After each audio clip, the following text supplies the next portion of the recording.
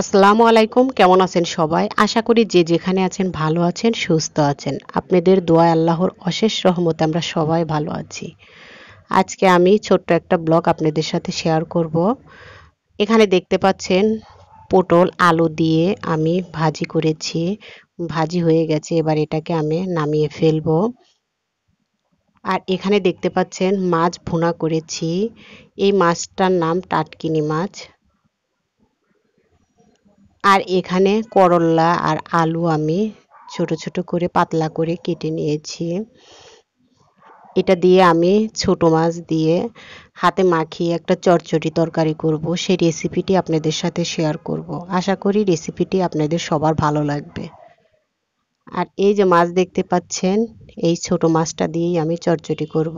এখানে মোয়া মাছ আছে। এবার এক এক করে আমি সব ধরনের মশলা দিয়ে দেব। প্রথমে দিয়ে দিচ্ছি পেঁয়াজ কুচি, কাঁচামরিচ ফালি করে নিয়েছি, জিরা পেস্ট, রসুন পেস্ট, আদা পেস্ট,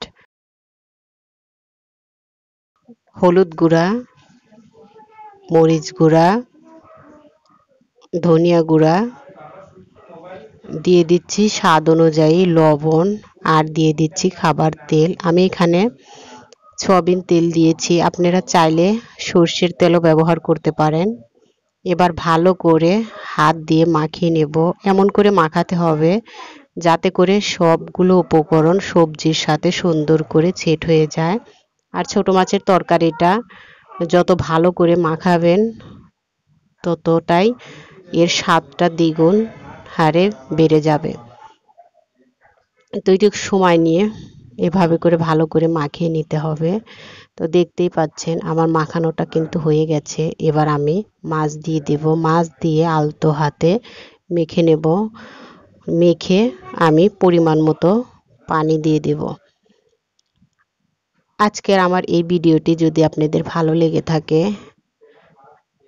একটা লাইক দিবেন, ফ্রেন্ডস অ্যান্ড ফ্যামিলির সঙ্গে শেয়ার করবেন, আর সাবস্ক্রাইব করে পাশে থাকা বেল আইকনটি ক্লিক করে দেবেন। এতে করে আমি যখনই কোনো নতুন ভিডিও ছাড়ব নোটিফিকেশন আকারে আপনার মোবাইলে চলে যাবে। আর কমেন্ট করতে একদমই ভুলবেন না। কমেন্ট করে জানাবেন যে আমার ছোট মাছের তরকারিটা কেমন হয়েছে। তো আসলেই কিন্তু এই তরকারিটা অনেক মজার হয়। তো আমরা যারা খেয়েছি তারা তো জানি, আর যারা খাননি একবার হলেও এভাবে ট্রাই করে দেখবেন, ইনশাল্লাহ ভালো লাগবে। তো কথায় কথায় আমার তরকারিটা কিন্তু হয়ে গেছে, আমি আপনাদেরকে একটু দেখাচ্ছি কাছে থেকে। আজকের মতো আমি বিদায় নিয়ে নিচ্ছি। দেখা হবে নতুন কোনো ভিডিওতে। সে পর্যন্ত সবাই ভালো থাকবেন। আল্লাহ হাফেজ।